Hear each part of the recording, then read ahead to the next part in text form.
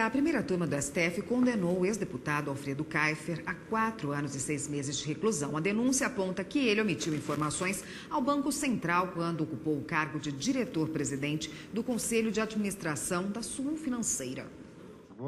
Na tribuna, a defesa argumentou que a denúncia apresenta acusações genéricas e sem provas contra Alfredo Kaifer e outras pessoas também deveriam responder sobre o caso.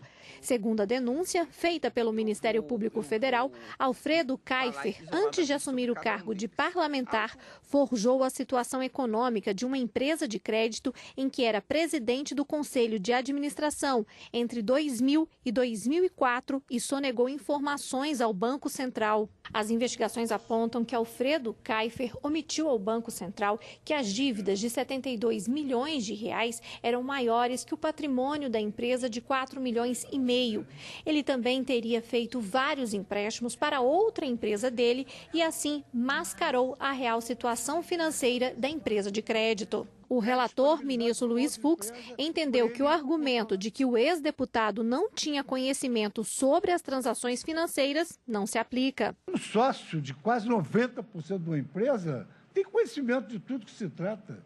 Não há possibilidade disso ser, evidentemente, delegado. E votou pela condenação do crime de gestão fraudulenta e concessão de empréstimo vedado, com pena de 4 anos e 6 meses de reclusão em regime semiaberto. Voto que foi seguido pela ministra Rosa Weber, que destacou que as outras pessoas envolvidas no caso já foram condenadas. A investigação baixou para o primeiro grau, porque não detentores de prerrogativa de foro. Com relação ao César José Pérez, faleceu, extinta a punibilidade. E com relação a Walter Luiz Teixeira Raffo e Lauro Ernesto Casagrande, a notícia que tenho é que foram condenados. Por maioria de votos, a primeira turma julgou que Alfredo Kaifer deve cumprir pena de 4 anos e 6 meses de reclusão em regime semiaberto, além do pagamento de multa no valor de um salário mínimo da época multiplicado por 200. E a consultora jurídica da TV Justiça, Karina Zuccolotto, está aqui. Tem outros detalhes do julgamento da turma hoje. Boa noite, Karina. Boa noite, Érica. Boa noite, Karina. Boa noite, Vitor. HC apresentado como recurso. A primeira turma nem julga o mérito, né? Exatamente. Esse foi o caso de alguns recursos, na verdade, habeas corpus julgados pela primeira turma na sessão desta tarde. 2 deles, os ministros acabaram aplicando justamente esse entendimento que já faz parte da jurisprudência da Corte. Não é cabível habeas corpus como sucedâneo de matéria recursal contra a decisão monocrática, decisão de um juiz que tenha sido proferida no STJ, por exemplo, em razão de um habeas corpus com pedido de liminar que tenha sido negado. Então, os ministros acabaram não conhecendo desses 2 habeas corpus. Mas qual era um desses casos que foram julgados? E um deles, o que se discutia como pano de fundo era se a Justiça Estadual ou a Justiça Federal deveria ser a competente para processar e julgar crimes supostamente envolvendo verbas federais. Aqui no caso, o paciente tinha sido condenado pela Justiça Estadual e tentava, por meio desse habeas corpus, anular a decisão, dizendo que a competência era da Justiça Federal, porque os recursos que envolviam eram de natureza federal. Mas os ministros sequer adentraram a esse tema, porque entendeu que era um habeas corpus com, vamos dizer assim, com uma roupagem de agravo regimental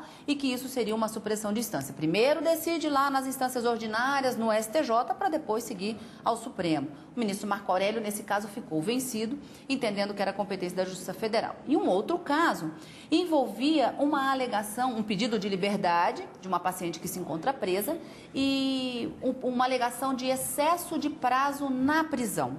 O ministro Marco Aurélio, nesse caso, também deferia a ordem do habeas corpus para que a paciente pudesse responder ao processo em liberdade até a condenação definitiva, porque, inclusive, agora no dia 23 de março, segundo o próprio ministro Marco Aurélio, vai fazer 1 ano que ela está presa sem que uma sentença condenatória definitiva tenha sido prolatada. E, para ele, isso violaria o princípio da não culpabilidade, ou o princípio da inocência, lá do artigo 5º. Mas esse também não foi o entendimento da primeira turma.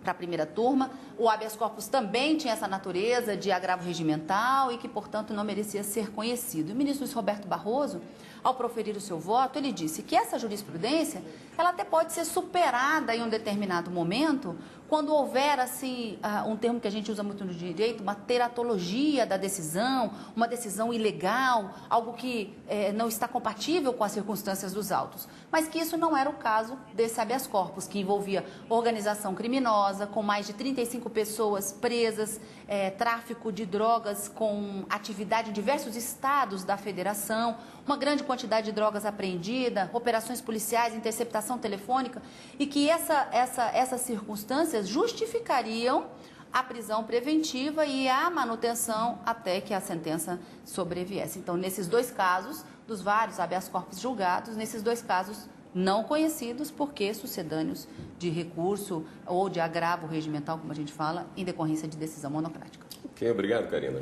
Obrigada, até amanhã. Até.